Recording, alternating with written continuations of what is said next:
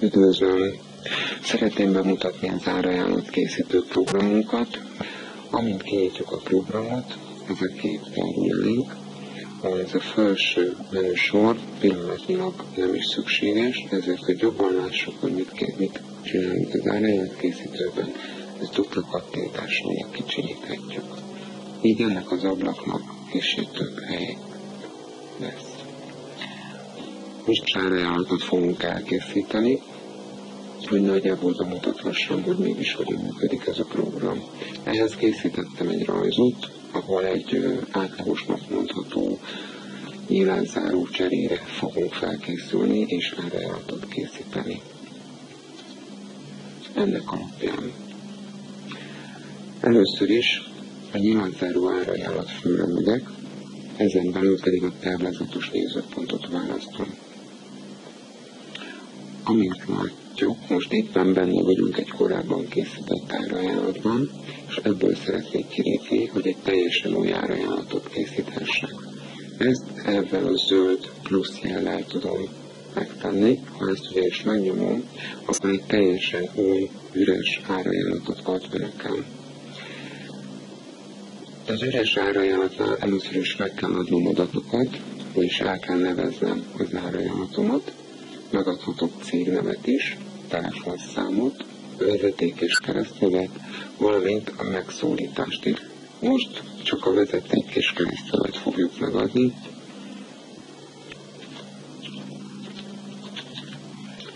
Hogy mégis tudjunk valamivel dolgozni. Itt adhatunk még és egyéb adatokat is. Ez is meg fog jelenni a nyomtatványunkon.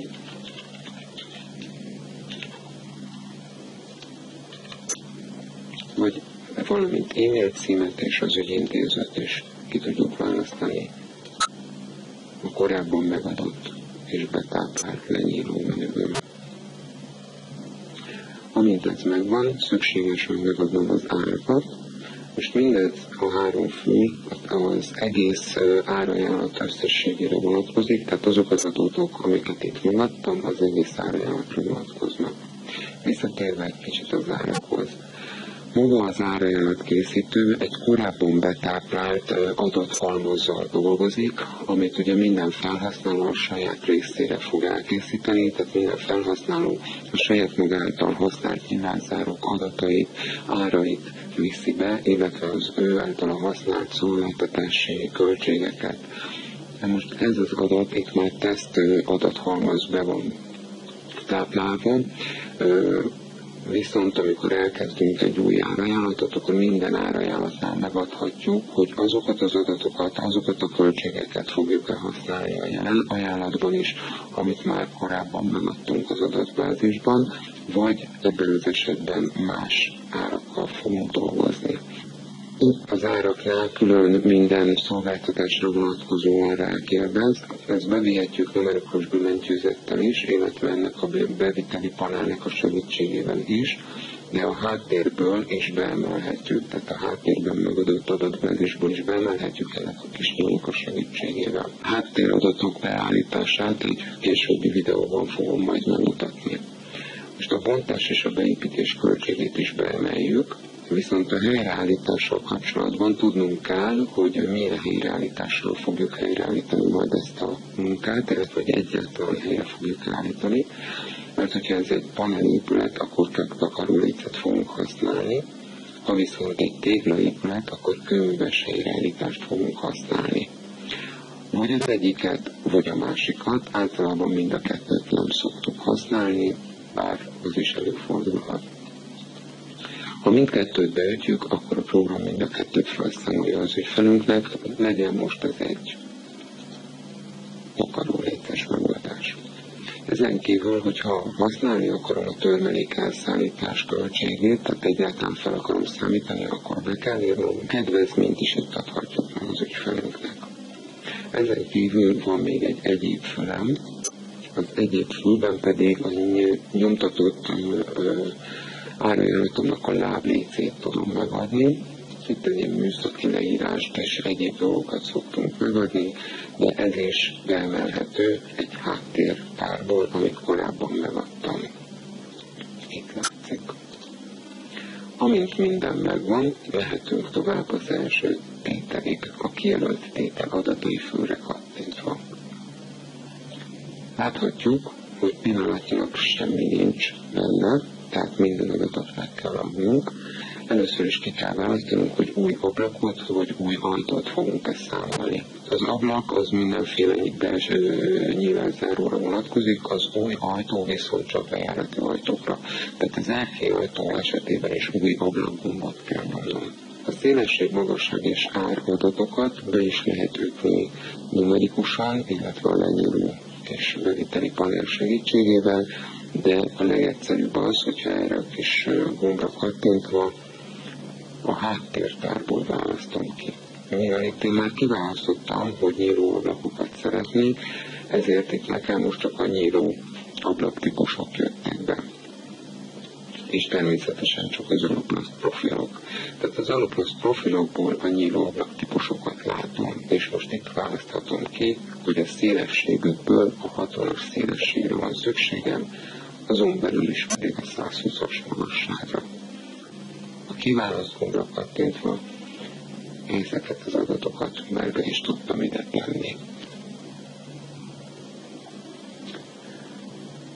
A következő kis gomb arra utal, hogy az árajánlatban szereplő rajzon bukóra legyen rajzolva vagy nem.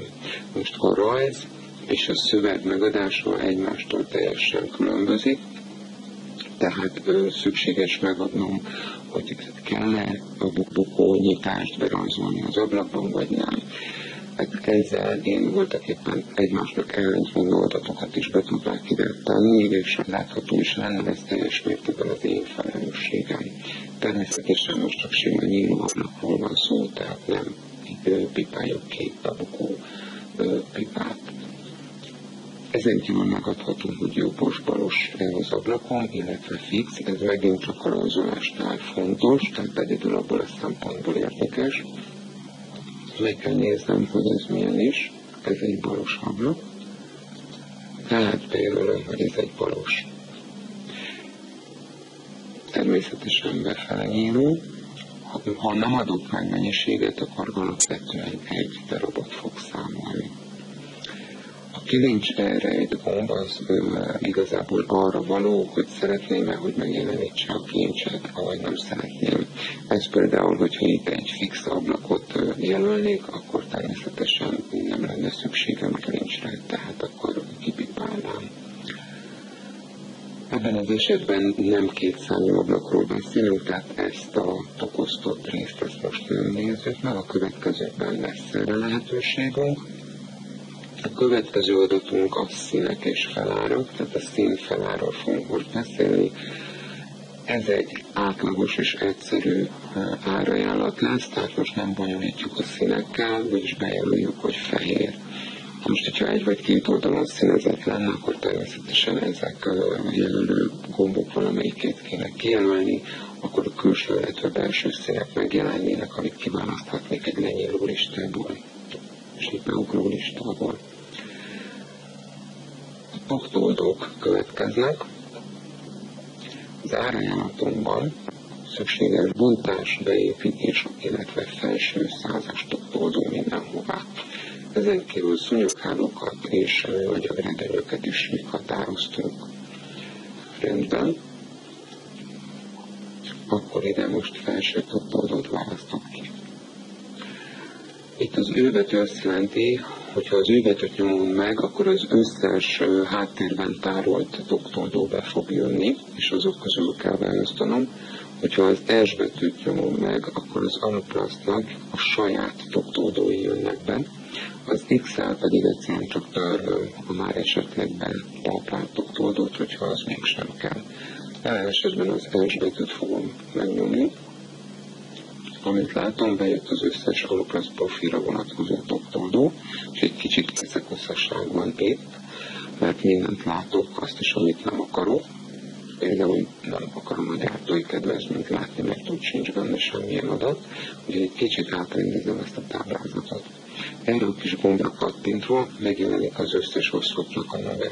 az oszlopok nevét mellett van egy kijelölő négyzet, amit hogyha kipipálunk, akkor megjelenik a látóterünkben, ha viszont eltüntetjük ezt a pipát, mondjuk a gyártókedvezmény mellett, akkor el fog tűnni az egész oszlop. Valóban eltűnt. Ez nem azt jelenti, hogy törlődött volna ez az oszlop, egyszerűen csak nem látható. Ha visszapipáljuk, akkor újra ott van. Igazából a választáshoz nekem szükségtelen a folyóméterre is. Egyedül a méretre van szükségem, de még a megnevezésre sincs igazán szükségem. A méretre van szükségem jelenleg. A méret alapján pedig mindjárt ki is tudom választani. Tehát most a 100-as toppradók közül szeretném kiválasztani azt, ami egyik és másik oldalán is fehér.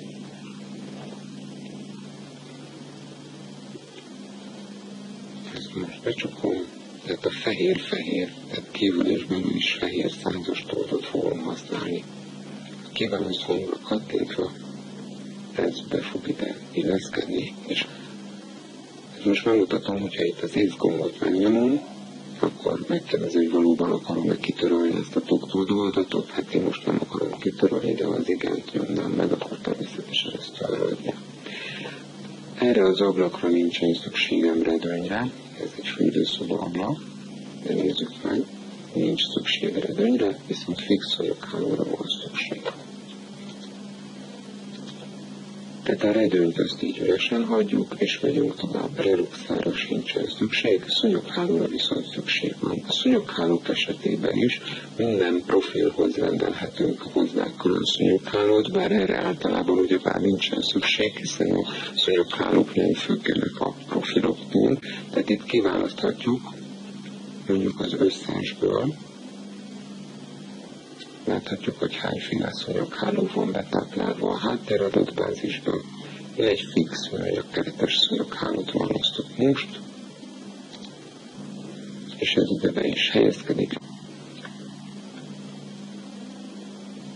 Minden fontos adatot betápláltam ezzel kapcsolatban ezen az oldalon. Kiegészítő adatok következnek. Azt mondtuk, hogy külső-belső párkányra is szükség van. A kiegészítő adatok fülön a külső-belső párkány, illetve a katedrálnövek található meg, ami jelen esetben szükséges is nekünk. A külső párkányoknál szintén a kiválasztás gombot nyomom meg. Itt látható, hogy megint csak egy ilyen összevisszaságot látok. Azt mondom, hogy nem szeretném feltétlenül látni, hogy ez egy párkány. Nem szeretném feltétlenül látni a gyártói kedvezményt, viszont szükségem, még a listára sincs szükségem, a kiválasztáshoz mindenképpen fontos tudnom a típust, az anyagot, illetve hogy milyen színű. Ennek alapján is tudom választani az anyag szerint például, és a szín szerint. Tehát az anyag szerint választhatok kívülre mondjuk lemezpárkányt, ebből egyelőre csak ez az egy van betáplálva, és az is legyen mondjuk fehér. És kiválasztom. Még annyit mondanék, hogyha nem akarom állandóan ezt így rendezgetni, akkor egyszer elrendezem, úgy, ahogy ez nekem megfelelő, hogyan azt én szeretném látni, így ez nekem egyszerű. És utána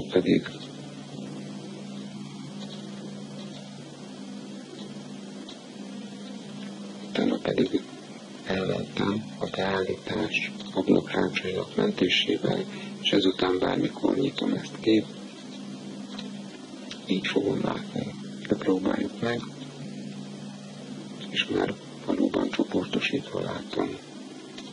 És nyithatom mind a két csoportot, és így könnyebb választanom. Kiválasztottam a külső lemez párkányt, ami fehér. Belső párkánynál is választunk, amit látjuk, már lerendezte nekem szépen a párkányokat, nem kell újra rendeződnöm, megint fehér párkányt választok. Utána ezt elmentem. Itt meghatározhatjuk, hogy szeretnénk-e a rekót, azaz kényszerszellőztetőt vagy légbevezetőt tenni az ablakba, illetve hogy ezt mennyiért tesszük meg, illetve az üveg K-értékelésre van táplálva. Itt megadhatjuk, hogyha mégsem 1.0-as az üveg, hanem mondjuk 0,75-ös, vagy ennél kisebb hőelteresztésű, akkor azt is beírható ide. A mi ablakunknál, mivel ez egy fürdőszoba ablak, csincsölő üveget kért a megrendelő, tehát a katedrál üvegnél is ki kell választanunk, hogy mi csincsölő üveget szeretnénk. Amint látjuk, itt már látszik, hogy az általunk megadott adatok közül különböző profilokat gyártó cégek különböző árakat adnak meg egy adott katedrál üvegre. Tehát itt fontos, hogy most a profilra rendezzünk, profilból kiválasztjuk az aluplasztot, és az aluplaszton belül pedig a csincsillát, ami egy katedrál üveg. Itt is lehet egy törlésgombbal módosítani, vagy törölni, vagy újat választani, tehát hogyha mégsem csincsillát szeretnénk, akkor egyszerűen csak kiválasztjuk. Ugye nem mentettük el. Egyszerűen csak kiválasztjuk, mondjuk a delta üveget, és akkor az ugrik be oda. Van még egy információ, hogy az üvegszínezés a nyomtatványon. Ne színezze be az üveget a nyomtatványon. Tehát ezt a pipát, ezt a jelölőnégyzetet, ezt akkor kell kipipálnom, hogyha azt szeretném, hogy a nyomtatványon az ablak rajzában ne legyen kiszínezve az üveg. Ez bizonyos esetekben hasznos lehet, de ez most a számunkra nem fontos. Színezze csak ki. A kiegészítő adatok 2 fölön osztókat, illetve sorolókat adhatunk meg. Az osztók megadásához egy plusz jellel kiválaszthatjuk az osztók közül azt az osztót, amit használni szeretnénk. Én most nem szeretnék semmilyen osztót sem használni. De azért, hogy mégis megmutassam, hogy értékkel lehet tenni, ezért ezt ide beillesztettem. A törlés egyszerűen úgy néz ki, hogy kijelölöm ezt a sort, és egy mínuszjelet nyomok, amivel törlöm ezt ide kontot. Jó, tehát mindent megadtam, akkor ezt így el is mentettem, mert látjuk, hogy a zöld pipa elszürkölt, tehát minden el van mentve, akkor menjünk a következő ablakra. A következő ablakot úgy tudok, a következő tételt úgy tudok készíteni, hogy az új ablak vagy új ajtógomba kattintok rá. Tehát jelenleg a következő tételem, a 2-es tételem egy 90x150-es bukónyíló ablak. Tehát új ablakot választok.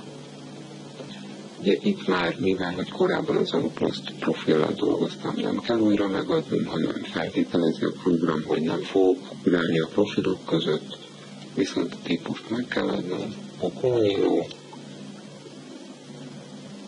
ki kell választanom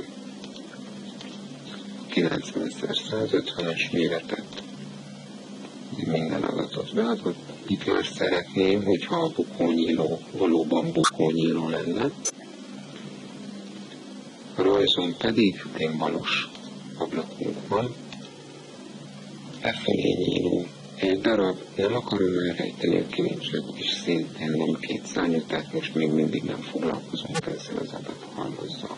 A profil színe újra fehér, felső toktoldot újra kell választanom. Ugye az imént lerendeztem, viszont nem mentettem el, úgyhogy most újra lerendezem. Nem szeretném látni a megnevezést, sem a gyártói kedvezményt, sem a folyóméter árat, egyedül a profilt akarom látni, illetve a méretet és a színt. Rendben, tehát ez alapján méretre rendezek, a méretből pedig színre rendezek. Fehér-fehéret, de mielőtt kiválasztanám, rámegyek a beállítások fő ablakrácsainak mentésére, és ezután mindig így fog megjelenni nekem a toktold listája. És most már kiválaszthatom. Jó, kiválasztottam, megjelent. Tovább megyünk. No, redőny. Milyen redőnyre van itt szükség? Azt mondja, hogy műanyag redőny plusz anyagháló, tehát itt egy kombi redőny szükséges. Ó, igen, legyen sok mindent látok egyszerre. A legjobb lesz, hogyha ezt is rendezem.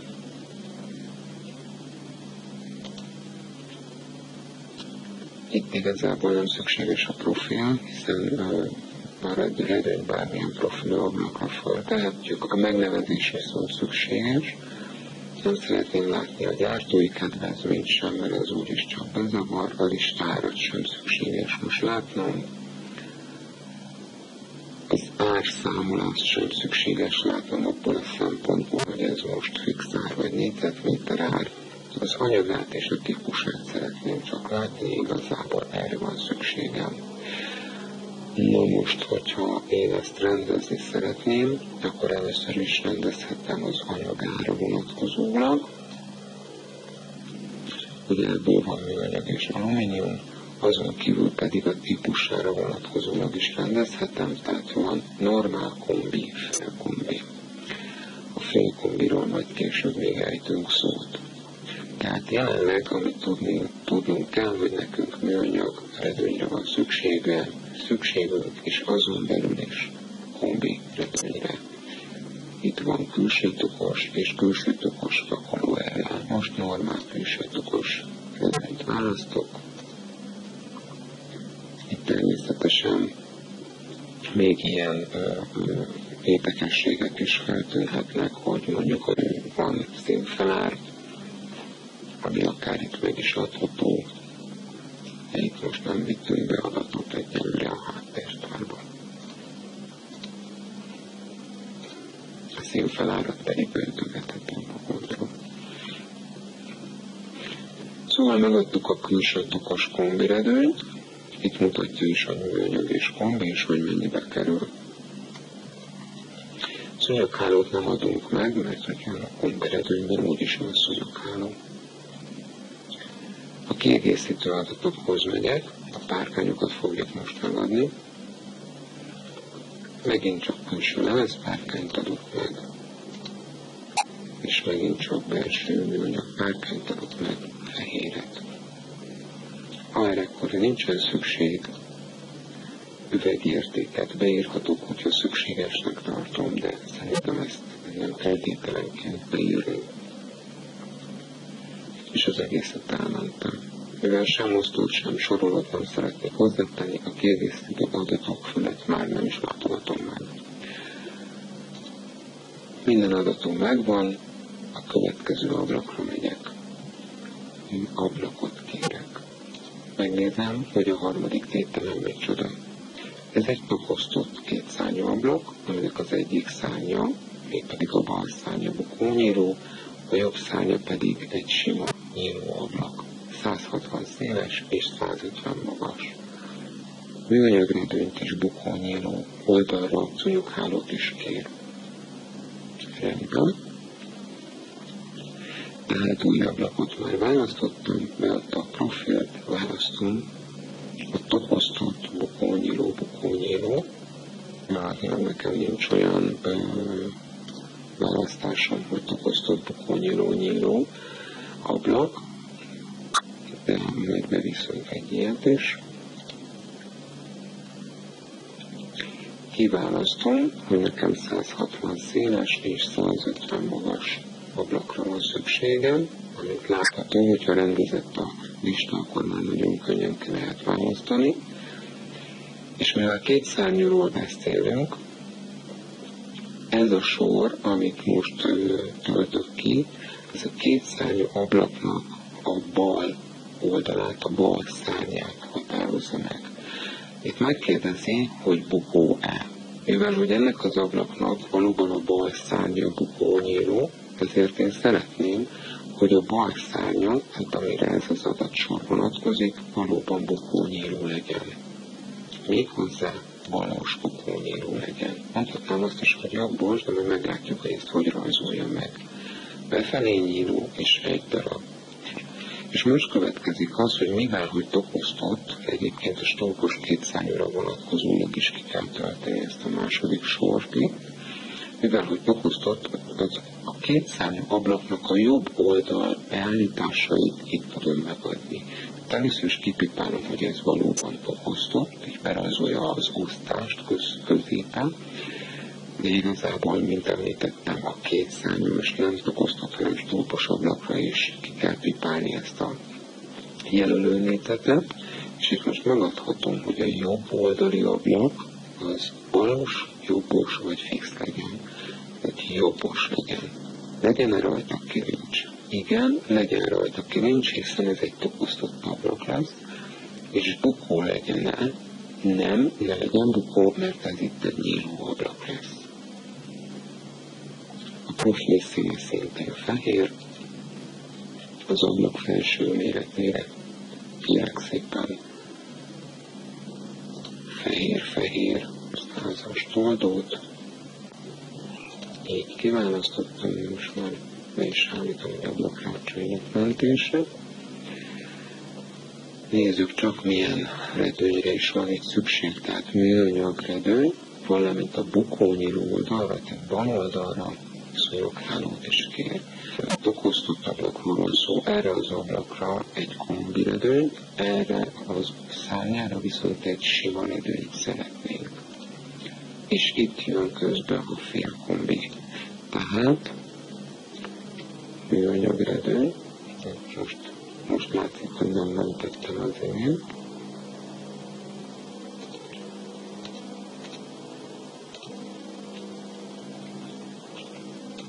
Jó, nagyobbra,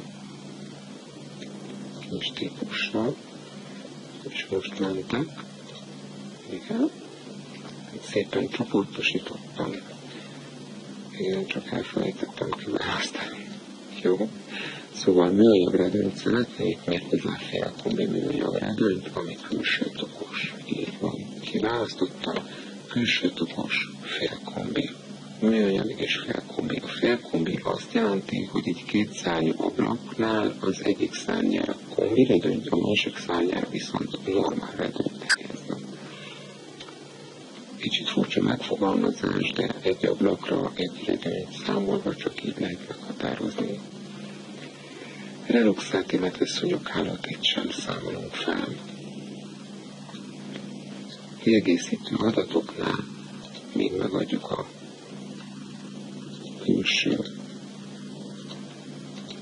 lemez párkányt, illetve a belső fehér műanyag párkányt, és már készen is vagyunk. Osztót és sorolót nem fogsz állni. Elmentjük. Miután elmentettük, most már megnézzük, hogy eddig mit műveltünk, tehát az árajánlat gombocskán rákattintva megnézhetjük, hogy milyen adatokat vittünk be eddig. És látjuk, hogy itt van a 60x120-as nyílóablakunk. Ezen kívül láthatjuk a bukó nyílóablakunkat, ami 90x150-es. Látható a párkány fogadó, illetve a fölötte lévő tuktoldó is. Látható a redőny, a párkány, nyitás irány, valamint itt látjuk a kétszárnyú ablakunkat, a 160x150-es, bal oldalán bukónyíló, jobb oldalán nyíló ablakot. Jó. Most bezárjuk.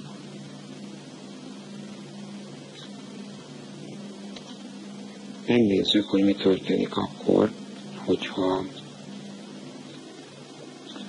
most itt azt mondjuk, hogy ez az oldal, ennek a kétszárnyú ablaknak ez az oldala, ez a bal oldala, mondjuk nem bukó. Viszont a jobb oldala, ami ugye a második sorról szól, az meg bukó. Elmentjük, megnézzük az árajánlatot.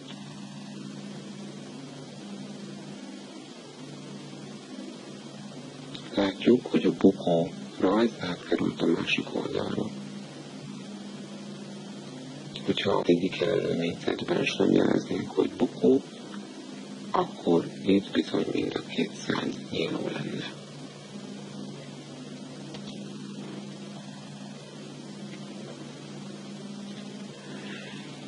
Jó, rendben, ezt visszaigazítjuk, elmentjük, és a következő tétellel foglalkozunk újabbra. Igen, a negyedik tételünk az már egy sorolás része. Ez most azért is lesz érdekes, mert a sorolás rajzolását fogunk megmutatni. Ez a sorolás, amint látjuk, 4 különböző szerkezetből áll. Igazából nem 4, mert ugye a erkélyhajtók azok általában egy tokba készülnek a fölötte lévő felülvilágítókkal, viszont a mi esetünkben a megjelenítéshez szükséges, hogy 4 különböző szerkezetként kezeljük. Rendben, tartunk egy kis szünetet, és utána folytatjuk.